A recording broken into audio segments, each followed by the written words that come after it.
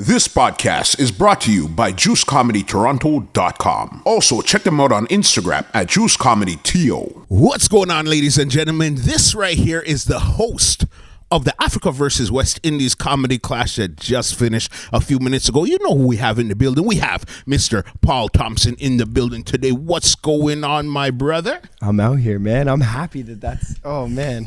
I'm happy. We did it. Yeah.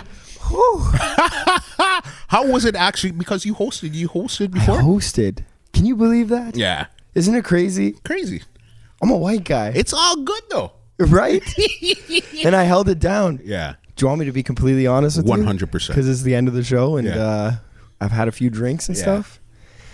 Wes messaged me 5 days ago. He goes, "You're the only guy that can do this, you know?" Big compliment. And I'm like, okay, cool. But I have a train booked back because I was in Ottawa. Yeah. My train doesn't come back until 7. He goes, "I need you there at 6. Yeah. I go, okay, let me try and call the train. Yeah. I'm just being completely honest right off the bat. Because we're just talking real. 100%. I can be honest because I felt like that went well, but this is embarrassing for me to say. So I tell Wes, I'm like, yeah, let me look into canceling the train, you know? Yeah. He's asking me every day. He's like, "Did you get the train canceled?" No, it's Christmas, so I couldn't get through to them. Yeah. It's Boxing Day, I still couldn't get through to him. He messages me on the 27th, and he's like, "Are you still working on getting that train canceled?" "Yeah, I think I'm going to have to call tomorrow." He goes, "Really?" Because I called them today, and they said that they can do it at any point. So Wes is like, this is my 5th time doing this show, 5th or 6th time doing this show. For sure. Wes is like, "What's up, bro?" And I'm like, man, I've had a crazy year. Yeah. I took 5 days off. It's my first time in a long, long time not doing stand-up for 5 days. And I was like, I can't just not do stand-up for 5 days and come back and do a theater. That's crazy. You know what I mean? And host it. Yeah. I'm like, "Wes, I'm going to be honest with you. I just don't want to let you down." Yeah. And Wes is like, "I'm going to be honest with you. You're stupid. You need more confidence in yourself. Yeah. You're a beast. You're going to come through. You're going to do the job. That's why I'm asking you." And he was like, "Cancel the train or don't cancel the train." He's like, "I'm flying you. You're coming in today." And then I flew in today. Perfect. And then we just did the show. And Just I was like like, but Wes saw it. I was like, man, I don't know. Man, I got to get my confidence game up. It's all good, but you do comedy full time, or what do you do with comedy now? Yeah, so like I do comedy. Man, I'm an artist full time. That's what I'm trying to do, you know? Yeah. So I paint a lot. Okay, you paint also. Yeah. Yeah. And people are always surprised, like, "Oh, you paint." They think that I like splatter. I'm actually a pretty dope painter. Okay.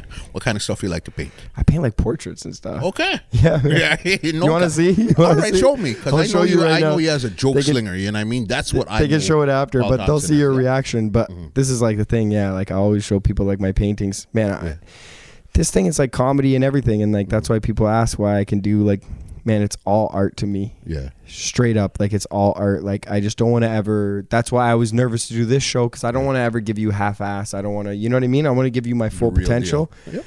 So like painting. Here's like a picture I did of my boy and his girl. What? Yeah, that's what I'm saying. Wow. Wow. Could you see it? This is crazy. No, I didn't expect this one. Yeah, I didn't expect that. I'll show you. I did like a picture of a lion. Yeah. That's me right there. Wow. You know Self-portrait. what? I've seen this picture somewhere, you know. I know, it's pretty cool. Eh? Yeah. Look at that. That's me. Yeah, no, it's cool. That's how I feel. Yeah. That's my, like, I'm going to do a self-portrait every year, and that self-portrait with like all the paint out there, there's so much art in my brain. I just want it to explode. And I'm thankful to be able to do it through stand-up and stuff, but it's like, man, they're all art to me, you know? How long have you been doing stand-up now? I started doing stand-up when I was 17. Say that again? 17 years old. So okay, so you've been doing stand-up for about a year or two right now? That's what everybody keeps saying. I'm like, yeah, that's a great compliment. Yeah. No. And what actually got you into doing stand-up? I always knew I was going to do it. I always knew. Like, I had to. So, like, growing up, it was like, my dad liked watching stand-up and would try and show me stand-up. Okay. And I'd just be like, it's boring, man. I don't want to listen. Because it's like, we're in Canada, right? Yeah. So you'll show, like, me just for laughs. Yeah. And then you're like, I don't want to see white guys talk about Canada. You know what I mean? Like, even when I was like 11, I was like, I don't like it, you know? But then I realized that, like, I'm a funny guy. I want to be an actor. I want to be an artist. I want to do everything. And I'm still like acting. I'm still doing everything. I still have all those goals. But it was like, I was the funny guy in class. I was the funny guy. Class clown, yep. And it was just like, I need to learn how to do this thing, even though I don't like it. Yeah. If that makes sense. No, I totally understand what you mean. It was like, I need to learn how to do this. So I would watch stand up and I'd be like, I didn't enjoy that. It's a big egotistical thing, I think. But I'd be like, but I want to be that guy. Yeah. You know? And like tonight I got to be that guy because like I'd see people walk out on stages in theaters and I'd be like, I want to do that. Yeah. You know? And you liked it. And tonight I did that twice. And what's Bro, never, like ever, ever am I going to ever. Come on, man. Yeah. That was a theater tonight. 2,000 people. Yeah. And I walked out and I just made Killed them it. laugh. How did my life get to this point? But this is what I'm going to ask you. What's the biggest difference with delivering jokes for a white crowd versus delivering jokes for a black crowd? So, And remember, this is a real black crowd because this is West Indians and Africans. so at this point, it's like I do stand up in Toronto. Yeah. So I'm used to doing the middle. Okay. So I wouldn't even be able to like say the difference, Okay. right? So for me, if this crowd's all black, it's not even when I first started I grew up around Jamaicans, I grew up around Guyanese people. I always knew like I can make black people laugh. When I was young, I had ambitions. Yeah. I'll tell you something. I'll tell you a story. How much can we talk? How much time do we have? We got Am a I couple talking minutes. too much? We got a couple minutes. Okay. Let me tell you a story, okay? Whenever somebody says, let me tell you a story, and they put up their leg on the couch, it's going to be a good story. Okay.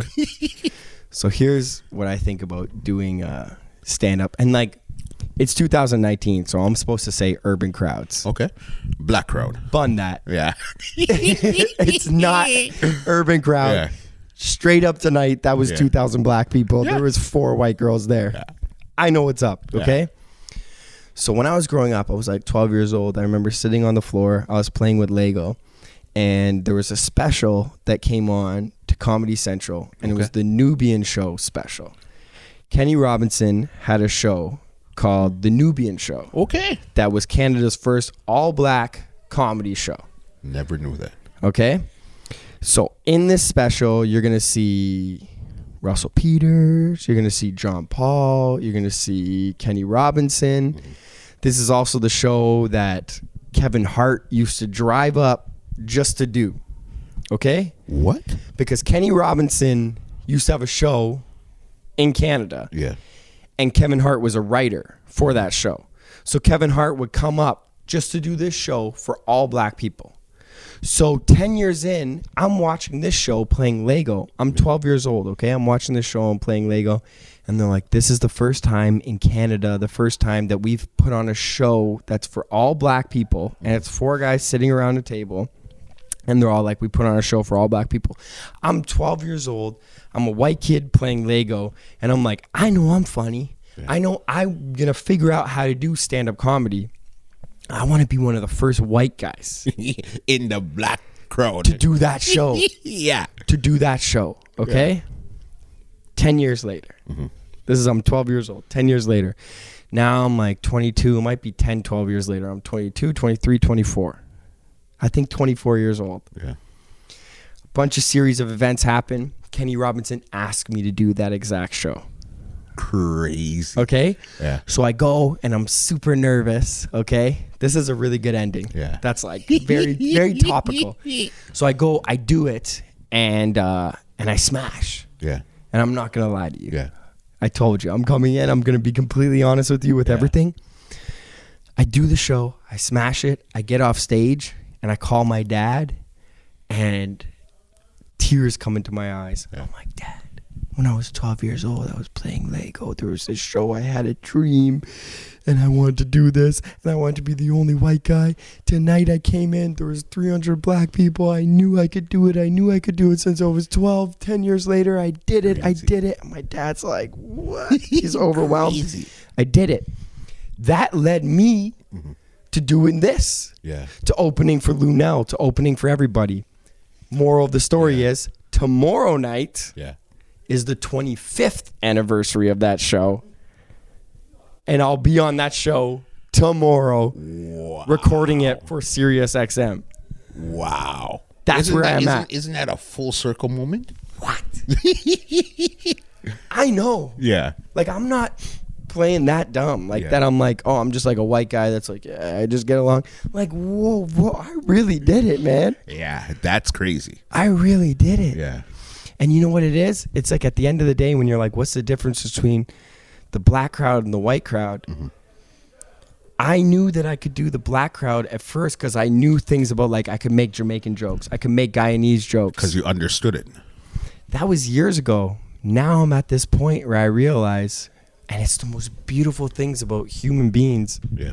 Man, it's not about me knowing anything about Jamaicans. It's not about me knowing anything about anything. I'm just a funny guy. Yeah. And people are just people. Yeah. And if you're funny, you're funny. That's no bottom line. matter what.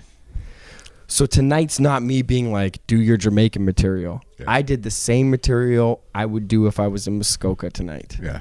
Just be funny. Once you're funny, you're funny. That's it. Give them your socials before I get you out of here so they know where to find you online.